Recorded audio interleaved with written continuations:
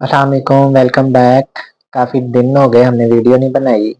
بہت ساری چیزیں چل رہی تھی تو مجھے سمجھ نہیں آ رہی تھی ٹاپک کون سا نا چوز کریں،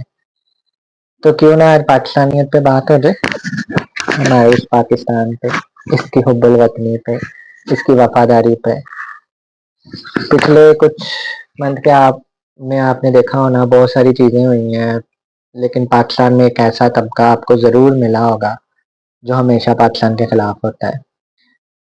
بلوچستان میں بی ایل اے کے دہشت گرد ہوتے ہیں، وہ پاکستانی سیکیورٹی فورسز پہ اور عام لوگوں پہ حملے کرتے تھے، فورسز ان کے خلاف کاروائی کرتی تھی، وہ چھپ جاتے تھے، وہ بھاگ کے ایران کی سرحد کراس کر کے ایران میں چلے جاتے تھے۔ پاکستان نے کئی دفعہ ایران سے کہا کہ ان کو یا تو ہمیں ہینڈ اوور کر دو یا ان کے خلاف کاروائی کرو، یہ آپ کی سرزمین سے آتے ہیں، ہمارے اوپر اٹیک کرتے ہیں، اور بعد میں جب ہم ان پہ اٹیک بیک کرتے ہیں یا کاروائی کرنے کی کوشش کرتے ہیں تو یہ چھپ جاتے ہیں اور پھر سرحد کراس کر کے ادھر چلے جاتے ہیں۔ ایران سے کئی دفعہ کہا لیکن انہوں نے کوئی خاص کاروائی نہیں کی۔ پھر پاکستان نے جب خود ڈرون اٹیک سے اور باقی چیزوں سے ان کے خلاف کاروائی کی تو پھر ایران کے ساتھ تھوڑی سی ٹینشن بن گئی، اور جب ایران کے ساتھ ٹینشن بنی سرحد پہ، سارے خاندانی اور اصلی پاکستانی پاکستان کی طرف تھے، ایک اسپیسیفک طبقہ تھا، ایک مخصوص طبقہ تھا جو کہ کہہ رہا تھا ایران کے ساتھ بھی لڑائی ہوگی، ان کی تو سب کے ساتھ لڑائی ہوتی ہے، وہ ایران کے ساتھ ہیں۔ ان کو یہ نہیں تھا کہ جی اس کے پیچھے چیز کیا ہے، بیک گراؤنڈ کیا ہے اس چیز کا، ان کو بس یہ تھا کہ جی ہم نے پاکستان کے خلاف بولنا ہے، ہم نے پاکستان کی سیکیورٹی فورسز کے خلاف بولنا ہے، آرمی کے خلاف بولنا ہے، پاکستان کی گورنمنٹ کے خلاف بولنا ہے، بس یہی تھا۔ اس کے بعد آ جائیں جی مئی میں، آ جائیں ہماری انڈیا کے ساتھ جنگ ہوئی، اور جب حالات کشیدہ تھے، بلوچستان کے جعلی ڈومیسائل پہ بنا ہوا ایک سینیٹر جس کی ساری خاندانی کے پی کی میں پشتونوں کی قوم پرستی کے نام پہ سیاست کی ہے، انہوں نے ہمیشہ اس پہ ووٹ لیا ہے، اور وہ بلوچستان کا جعلی ڈومیسائل بنوا کے اس دفعہ وہ سینیٹر بنا ہوا ہے، وہ بلوچستان کے کوٹے پہ ہے۔ اس نے کیا کہا جی یہ پنجابیوں کی جنگ ہے، پنجابی خود ہی لڑیں، ہم نے نہیں لڑی ہم نے، پورے پاکستان نے لڑی، پنجابیوں نے نہیں لڑی۔ پنجابیوں کو میں آپ کو چھوٹی سی مثال دے دیتا ہوں، پنجابی بیٹھے ہیں سامنے، راکٹ لانچر ہے ان کا جن سے میزائل فائر کرنے ہیں پاکستان نے، پنجابی بیٹھے ہوئے ہیں آرام سے بیٹھ کے دیکھ رہے ہیں کہ کب میزائل لانچ ہوگا۔ وہ گاؤں میں آ رہے ہیں، وہ ان کو کہہ رہے ہیں کہ جی گاؤں خالی کر دو، ہمیں یہاں پہ میزائل لانچر لگانے ہیں، یہاں سے ہم نے اٹیک کرنا ہے۔ تو گاؤں کے نوجوان بچے سب ان کو کہہ رہے ہیں ہم آپ کی ہیلپ کرتے ہیں، آپ کو کیا چاہیے۔ ان کے ٹرک کو لگانا ہے، ان کو جگہ بنا کے دے رہے ہیں، ان کو کھانے بنا کے دے رہے ہیں، ان کے لیے ناشتے بنا رہے ہیں، ان کی ہر طرح سے ہیلپ کر رہے ہیں۔ اس کو کہتے ہیں اصلی پاکستانی، جو محب وطن ہے، وہ فرنٹ لائن پہ پاکستان کے ساتھ کھڑا ہو کے لڑ رہا ہے، ایون کہ لڑنے کی ضرورت ہی نہیں پیش آئی، وہ بس ان کو جتنی ہیلپ وہ اپنی طرف سے کر سکتے تھے کی۔ میزائل لانچ کرنے تھے، آپ نے یہ بھی دیکھا کہ ایک نارمل پاکستانی جو عام پاکستانی ہے جس کا سیکورٹی فورسز کے ساتھ کوئی تعلق نہیں ہے، وہ فوج کو ریکویسٹ کر رہے ہیں کہ مجھے دے، میں نے اس دفعہ نا وہ ڈوری کھینچنی، اور ڈوری کھینچ کے وہ جس سے وہ گن سے وہ جو توپ ہوتی ہے اس سے گولا نکلتا ہے، وہ ڈوری کھینچ رہا ہے اور وہاں سے فائر ہو رہا ہے۔ ہم نے بیٹھ کے لڑی، ہم نے سارا کچھ کیا، تب بھی آپ نے دیکھا ہوگا ایک مخصوص طبقہ انڈیا کو مینشن کر کے ان کو بتا رہا تھا یہاں پہ جی ایچ کیو ہے، یہاں پہ یہ چیز ہے، یہاں پہ یہ چیز ہے، مطلب کہ وہ اتنے گھٹیا اور اتنے، میں ان کو کیا کہوں، غدار کہہ لیں گے، غداریوں سے بھی نا وہ دو ہاتھ آگے ہوں گے، اس طرح کے لوگ تھے وہ۔ بس ان کو یہ تھا کہ جی ہماری پارٹی کی گورنمنٹ نہیں ہے، یا ہمارے ایک اسپیسیفک ہمارا جو کلٹ لیڈر ہے وہ ہمارے پاس نہیں ہے، یا وہ ادھر ادھر ہے تو وہ ہمارے بیچ میں نہیں ہے، ہمیں پاکستان کے خلاف باتیں کرنی ہے، ہمیں فوج کے خلاف باتیں کرنی ہے۔ پاکستان نے انڈیا کے 6 جہاز گرائے، اچھے والے، ان میں رفائل بھی تھے، گرا دیے، اور یہ کہہ رہے تھے کہ جی کہاں گرائے ہیں، کہاں لاشیں، ایون کہ جو اس ٹائم پہ دنیا کی سپر پاور ہے امریکہ، جس کے پاس اتنے ایک سیٹلائٹ ہے کہ وہ پوری دنیا پہ ہر ایک سیکنڈ کے لیے نظر رکھی ہوتی ہے انہوں نے، اس کا پریزیڈنٹ کوئی پچھلے 6 مہینے میں پتہ نہیں کوئی 80 دفعہ کہہ چکا ہونا ہے کہ جی پاکستان نے اتنے جہاز گرائے، اتنے جہاز گرائے، لیکن جو پاکستان میں بیٹھا ہوا ہے کہ غداروں کا مخصوص طبقہ ہے، اس کے لیے یہ ساری چیزیں جھوٹ ہیں۔ وہ پاکستان پہ اگر کوئی اٹیک ہوا تھا وہ اس میں بھی دکھا رہے ہیں جی پاکستان کے اتنے فوجی مر گئے. ایکچولی تو وہ شہید ہوتے ہیں جب آپ اپنے ملک کے لیے اللہ کی راہ میں آپ اپنی جان دے دیتے ہو تو وہ شہید ہوتا ہے. لیکن کیونکہ وہ ایک مخصوص طبقہ ہے غداروں کا، انہوں نے اسی چیز کو لے کے کرنی ہوتی ہے بات. پاکستان کے اتنے فوجی مر گئے، پاکستان کا یہ نقصان ہو گیا، پاکستان کے اتنے جہاز گر گئے، ایسے ہوگا ویسے ہوگا یہ ہوگا وہ ہوگا. اس پہ بھی ہے. ابھی تھوڑی دیر پہلے کیا ہوا جی، طالبان آتے ہیں پاکستانی سیکورٹی فورسز پہ حملے کرتے ہیں اور بھاگ جاتے ہیں افغانستان میں. پاکستان نے پتہ نہیں کتنی دفعہ افغان طالبان کو جو ان کی گورنمنٹ ہے ان کو کہا ہے کہ یہ ٹیررسٹ ہیں، یہ آپ کی سرزمین سے آتے ہیں، کراس کرتے ہیں بارڈر کو اور وہ ہمارے پہ اٹیک کرتے ہیں اور بعد میں بھاگ جاتے ہیں وہاں پر. تو آپ ان کے خلاف کارروائی کریں یا اپنی سرزمین ہمارے خلاف استعمال نہ ہونے دیں. لیکن نہیں، وہ انڈیا کے ساتھ ان کی ہے دعا اسلام، اس لیے وہ اپنی طرف سے پتہ نہیں کتنے کہ وہ پھنے کہاں بنتے ہیں کہ جی ہم نے پتہ نہیں کیا کیا. اور یہ جو دو دو کوڑی کے طالبان یہ باتیں کرتے ہیں نا کہ جی ہم نے امریکہ کو بھی شکست دی تھی، ہم نے سوویت یونین کو بھی شکست دی تھی. لیکن یہ بات کرنے سے پہلے یہ دیکھا کرو کہ وہ تمہارا باپ جو پاکستان ہے نا وہ تمہارے ساتھ کھڑا تھا، اس کی مدد سے تم لوگوں نے ان کو شکست دی ہے. تمہاری تو اتنی اوقات ہی نہیں ہے. ابھی پچھلے دنوں جب تم لوگوں کے ساتھ 1 گھنٹے کی جنگ ہوئی ہے اور پاکستان میں تمہاری 30 چوکیوں پہ قبضہ کر لیا ہے، تب تم لوگ بھیک مانگ رہے تھے کہ جی سیز فائر کر دو، سیز فائر کر دو، ہمیں لاشیں اٹھانے دو، ہمیں لاشیں اٹھانے دو. اور جب پاکستان کے خلاف بات آتی ہے تو ایسے بکواس کرتے ہو کہ جیسے تم لوگ پتہ نہیں کون سی سپر پاور ہو. ہمیں اچھے سے پتا ہے 2 سال پہلے جب امریکہ چھوڑ کے گیا تھا نا تو وہ اگر تم لوگ اتنے ہی فتح یاب تھے، اتنے ہی تم لوگ فاتح تھے، تو وہ جو امریکہ کا ایئر فورس کا جو C-130 جا رہا تھا سب سے لاسٹ پہ، اس پہ کیسے لٹک رہے تھے کہ جی ہمیں بھی لے جاؤ، ہمیں بھی لے جاؤ. اگر تم لوگ پاتے تھے تو ان کو پتھر مارتے، ان کو جوتے مارتے کہ وہ ان کا آخری جہاز جا رہا ہے جی ہم جیت گئے، ہم نے ان کو مار بھگایا. آپ لوگ تو ان کے ساتھ لٹک رہے تھے کہ جی ان کا جہاز میں کوئی ٹائروں میں لٹک رہا ہے، کوئی اس کے پروں پہ بیٹھا ہوا ہے کہ جی ہم کسی طرح اس ملک سے نکل رہے. یہ فاتح ملک نہیں ہوتا، یہ ہارے ہوئے ملکوں کی اور ہارے ہوئے لوگوں کی نشانی ہوتی ہے کہ وہ اپنا ملک چھوڑنے کے لیے بھاگ رہے ہوتے ہیں، اس طرح کی چیزیں کر رہے ہوتے ہیں.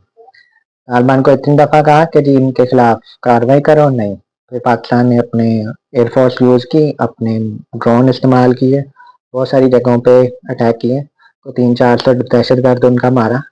ادھر سے بھی اٹیک ہوئے، ہمارے اپنے فوجی بھی شہید ہوئے، کوئی 50 سے لے کر 100 کے درمیان کی نمبر ہے کہ جی وہ مختلف اٹیک میں ادھر سے جو ہوئے وہ شہید ہوئے. اب پھر ان کے ساتھ بات چیت چل رہی تھی دوحہ میں. اب ان کو کہا ہے اب وہ مان گئے کہ اچھا جی ہم کرتے ہیں. اب اس پہ بھی بہت سارے آنا چاہیں گے کہ جی دیکھا آخری حل مذاکرات ہی، آخری حل مذاکرات ہی ہے. مذاکرات وہاں پہ ہوتے ہیں جہاں پہ آپ کی برابری ہو یا آپ کے پاس کوئی چیز ہو لین دین کرنے کے لیے. کتنی دفعہ طالبان کو کہا افغانستان کی گورنمنٹ جو ہے ان کو کہ ان کے خلاف کارروائی کریں، نہیں کر رہے تھے. وہ مذاکرات ہی ہوتے ہیں، بات چیت ہی ہوتی ہے. نہیں کہ اب ان کا 300-400 دہشت گرد مار دیا ہے، اچھے خاصے ان کا نقصان ہوا ہے. ان کا جو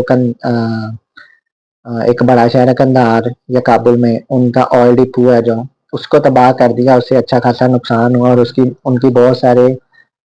جو دہشت گردوں کے ہیڈ کوارٹر تھے جو کہ شہروں کے اندر جا کے وہ چھپے ہوئے تھے، وہاں پہ بنے ہوئے تھے، وہاں پہ ٹریننگ کرتے تھے، وہاں پہ جا کے اٹیک کیا، ان کو میزائلوں سے اڑایا. اب مذاکرات پہ آئے تو یہ انسانوں کے پتروں کی طرح پہلے سمجھ جاتے ہیں. تو تب بھی یہ ہو جاتا ہے کہ جی امن سے رہ لیتے ہیں. انڈیا کے ساتھ بھی کوئی جنگ کرنے کو نہیں چاہتا ہوتا. ہمارا کشمیر کا مسئلہ ہے، کشمیر کا مسئلہ حل ہو جائے اور اس کے بعد باقی 2-4 چیزیں ہیں وہ حل ہو جائیں تو ہم سکون سے رہ سکتے ہیں. لیکن ایک بندہ جس کو بات چیت سے سمجھ ہی نہیں آ رہی تو پھر اس کو پنجابی میں کہتے ہیں نا جڑا گلا نہ نہیں مانتا انہوں چترا نہ منانا پڑنا. یہی پھر ہم نے طالبان کے ساتھ بھی کیا، یہ انڈیا کے ساتھ بھی کیا. اور اگر کوئی پاکستان کے اندر بھی یہی سمجھتا کہ جی ہم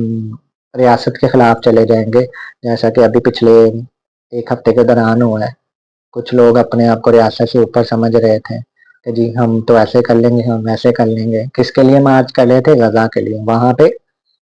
وہ غزہ جس کے لیے سیز فائر ہو چکا ہے، وہاں پہ جتنی بھی پارٹیاں تھیں، بہت سارے ملک تھے، ان کے درمیان ایک معاہدہ ہوا ہے جنگ بندی ختم ہوئی ہے، اسرائیلی فوجی واپس چلے گئے ہیں، انہوں نے غزہ خالی کر دی ہے، کافی ساری جگہ خالی کر دی ہے۔ اسرائیل کے قیدی تھے، حماس نے وہ چھوڑ دیے،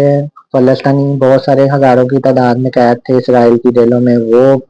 واپس ہو گئے ہیں، وہ امن معاہدہ ہے۔ یہاں پہ ایک پارٹی بیٹھی ہوئی ہے کہ جی ہم تو غزہ کے نام پہ جی ہم نے تو احتجاج کرنا ہے جی، ہم نے فیض آباد سے امریکن امبیسی تک احتجاج کرنا ہے۔ امریکن امبیسی کوئی چیچو کی ملیاں میں تو ہے نہیں، یا پھر کہہ لو کہ جی وہ سکھر میں ہے یا خیرپور میں ہے کہیں پہ، ٹھیک ہے جی، یا جی وہ آپ کا گھر جہاں پہ جی 2 چوک چھوڑ کے وہاں پہ امریکن امبیسی، ہم نے وہاں تک احتجاج کرنا ہے۔ امریکن امبیسی ریڈ زون میں ہے، وہاں پہ اور بھی سرکاری آفیسز ہیں، وہاں پہ جانے کا کوئی تک نہیں بنتا ہوتا۔ اور جب جن کا مسئلہ تھا غزہ کا، فلسطین کا اور اسرائیلیوں کا، وہ جب وہاں پہ امن ہو چکا ہے، بہتری ہو چکی ہے، وہاں پہ ایون کے ری ڈیولپمنٹ بھی شروع ہو چکی ہے، ہمیں پتا ہے کہ بہت سارا نقصان ہوا ہے مسلمانوں کا، لیکن اب جو ہو چکا ہے جو اس سے ہمیں آگے بڑھنا ہے، لیکن انہوں نے وہی سانپ گزر گیا، وہ لکیر پیٹنی ہے، غزہ کا نام لے کے، فلسطین کا نام لے کے، اسلام کا غلط استعمال کر کے اپنا احتجاج کرنا ہے، توڑ پھوڑ کرنی ہے، یہ کرنا ہے وہ کرنا ہے۔ بہت ساری ویڈیو دیکھی میں نے، ایک لگا ہوا تھا پولیس والوں کو دھمکیاں دے رہا تھا، اگر تم لوگ اپنی بیویوں کو بیوہ نہیں کروانا چاہتے، اپنے بچوں کو یتیم نہیں کروانا چاہتے تو ہمارے راستے میں نہ آنا، یہاں پہ نہ آنا، یہ نہ کرنا وہ نہ کرنا۔ آپ جب ریاست کو چیلنج کرو گے نا، ریاست پھر آپ کو جواب دے گی۔ اور میری ایک بات ہمیشہ یاد رکھنا، ریاست سے طاقتور کوئی بھی نہیں ہوتا، چاہے وہ کتنا ہی بڑا جتھا ہو، چاہے وہ سو کالڈ سوشل میڈیا کی پاور ہو، چاہے وہ سو کالڈ کسی لوگوں کی پاور ہو۔ لوگوں کی پاور یہ نہیں ہوتی کہ جی وہ 100% ہی کسی ایک طرف ہو جاتے ہیں، کسی ایک پارٹی کی طرف ہو جاتے ہیں۔ ایون کہ اگر آپ کے 40-50% بھی ایک طرف ہیں اور ریاست دوسری طرف کھڑی ہے اور باقی کے لوگ ریاست کے ساتھ کھڑے ہیں، تو وہ ان لوگوں کی، ان 50% لوگوں کی اور ریاست کی کل جو طاقت ہے وہ آپ کی طاقت سے 2-3 گنا زیادہ ہوگی۔ تو اس لیے ریاست کو چیلنج کرنے سے پہلے سوچ لیا کرو کہ آپ لوگوں نے اپنے بچوں کو یتیم کروانا ہے، اپنی بیویوں کو بیوہ کروانا ہے، اور اپنے ماں باپ کے کندھوں پہ جوان جنازے اٹھوانے سے بہتر ہے کہ جو ریاست کی پالیسی ہوتی ہے اس کے ساتھ چلا کرو۔ آپ کو ریاست کی پالیسی کے ساتھ اختلاف ہے، کوئی بات نہیں، آپ ان کے تنقید کرو، آپ ان کو مشورے دے کو یہ چیز ایسے ہو سکتی ہے، ایسے ہو سکتی ہے، لیکن ریاست کے خلاف جانے کا کوئی تک نہیں بنتا کہ جی آپ اٹھو منہ اٹھاؤ ریاست کے خلاف چلے جاؤ، اور بعد میں اس نام کا استعمال کریں گے اسلام کا۔ وہ مجھے یہ بتائیے گا، اسلام میں رستے سے پتھر ہٹانے پہ ثواب ملتا ہے یا رستے میں پتھر پھینکنے پہ اور رستہ بلاک کرنے پہ ثواب ملتا ہے؟ یا کسی سیکیورٹی فورسز کی ان کو شہید کر کے، ان کو اتنی گولیاں مار کے، ان کو ڈنڈے مار کے، ڈنڈوں پہ کیلیں لگا کے، ان پہ تشدد کر کے ان کی جان لینے سے ثواب ملے گا، یا کسی انسان کی جان بچانے سے آپ کو ثواب ملے گا؟ یہ جو اسلام کا نام لے کے اسلام کا غلط استعمال کرنے والے ہیں، ان سے بڑا دشمن تو کوئی زیادہ دشمن بھی نہیں ہوتا ہوگا جتنے یہ اسلام کے دشمن ہوتے ہیں۔ یہ جو سو کالڈ ایک فتنہ پرست پارٹی ہے جس نے پنجاب میں آگ لگائی ہوئی تھی، اور آگ لگانے کی ٹائمنگ بھی آپ نے چیک کرنی ہوگی، پنجاب اور سندھ کے درمیان میں مقابلہ ہو رہا تھا، تنقید ہو رہی تھی، سندھ پہ پریشر بڑھ رہا تھا کہ وہاں پہ کراچی میں تھوڑی بہت ترقی ہوتی ہے، باقی سارے کے سارے سندھ میں کچھ نہیں ہو رہا۔ پنجاب میں روز کہیں نہ کوئی پروجیکٹ لانچ ہو رہا ہے، اس شہر میں الیکٹرک بسیں چل رہی ہیں، اس شہر میں ہاسپٹل بن رہا ہے، وہاں پہ کسی یونیورسٹی کی چیزیں ہو رہی ہیں، وہاں پہ کوئی آئی ٹی سٹی بن رہی ہے، یہ ہو رہا ہے وہ ہو رہا ہے۔ سندھ پہ پریشر بڑھ رہا تھا، تنقید ہو رہی تھی، اور پھر کیا ہوا؟ اچانک یہ چابی والے گھوڑوں کو چابی دی گئی، نام استعمال کیا گیا غزہ کا، انہوں نے پورے پنجاب میں آگ لگانے کی کوشش کی، وہ ساری چیزیں، وہ ساری ترقی ایک سائڈ پہ ہو کے ڈائیورٹ ہو کے اس چیز پہ چلی گئی، اب وہ لاش کھیل رہے ہیں۔ میری اطلاع کے مطابق جتنا کہ مجھے انفارمیشن ہے، وہ 4 یا 5 بندے مرے ہیں، وہ جو فتنہ پرست پارٹی ہے اس کے، اور کچھ پولیس والے شہید ہوئے ہیں اور بہت سارے زخمی ہوئے ہیں۔ اور انہوں نے کیا لگایا ہوا ہے، یہ جو سوشل میڈیا پہ جھوٹ پھیلانے والے، انہوں نے اتنے 100 بندہ مر گئے، اتنے 100 بندہ مر گئے، اتنے درجن ہو گئی، جب ان کو کہا جاتا ہے لاش دکھاؤ کون بندہ مرا، چلو نام دے دو، تب ان کے پاس نہیں ہوتا۔ اب میں پچھلے دنوں ایک ویڈیو دیکھی، اس میں کلیم کریں کہ یہ دیکھیں یہ نا اس فتنہ پرست پارٹی کا بندہ ہے، یہ مر گیا ہے، تو پولیس والے نا اس کی نا لاش کو چھین رہے ہیں، اس کی میت کو لے کے جا رہے ہیں، ان کے گھر والوں سے چھین رہے ہیں۔ وہ ویڈیو پتا کہاں کی تھی؟ وہ خیر پور کی تھی۔ بہت سارے لوگوں نے دیکھا ہوگا خیر پور تو سندھ میں ہے، پنجاب پولیس کی وردی پہنی ہوئی تھی، پنجاب پولیس سندھ میں کیا کرنے کے لیے گئی ہے؟ ایسے ہو گیا، اس پہ بھی بس اتنا سا دیکھنا ہے۔ پھر میں نے بھی پہلے میرے مائنڈ میں یہ چیز ہے، جب میں نے تھوڑا سا غور کیا نا، تو وہ خیر پور ٹامنے والی ہے، وہ پنجاب کا ایک علاقہ ہے خیر پور ٹامنے والی، وہ ہے۔ اگر آپ سمپل خیر پور پڑھو گے اور دیکھو گے پنجاب پولیس، آپ کو یہ تو غلط ہے، یہ ایسے ہے ویسے ہے، لیکن آپ تھوڑی سی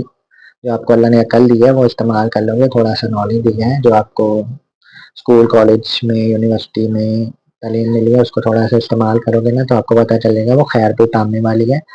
وہاں پہ وہ کچھ سال پرانی ویڈیو ہے، وہ قتل ہو گیا تھا، کوئی بندہ مر گیا تھا اور پولیس نے اس کا پوسٹ مارٹم کروانا تھا، کچھ اس طرح کا سین تھا، تو گھر والے پوسٹ مارٹم نہیں کروانے دے رہے تھے، یا ہو سکتا ہے کہ وہ شاید خودکشی کا کیس تھا، مجھے ایگزیکٹ نہیں یاد کہ وہ کیا چیز تھی۔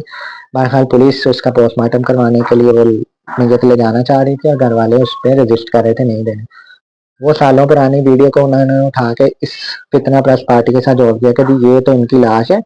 اور یہ پولیس والے ان سے چھین رہے، یہ ہو گیا وہ۔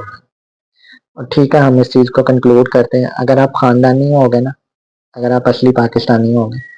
جو مرضی ہو جائے، آپ کبھی بھی اپنے ملک کے خلاف نہیں جاؤ گے، ریگارڈلیس آپ کی پارٹی کی گورنمنٹ ہے، آپ کی پارٹی کا لیڈر جیل میں ہے،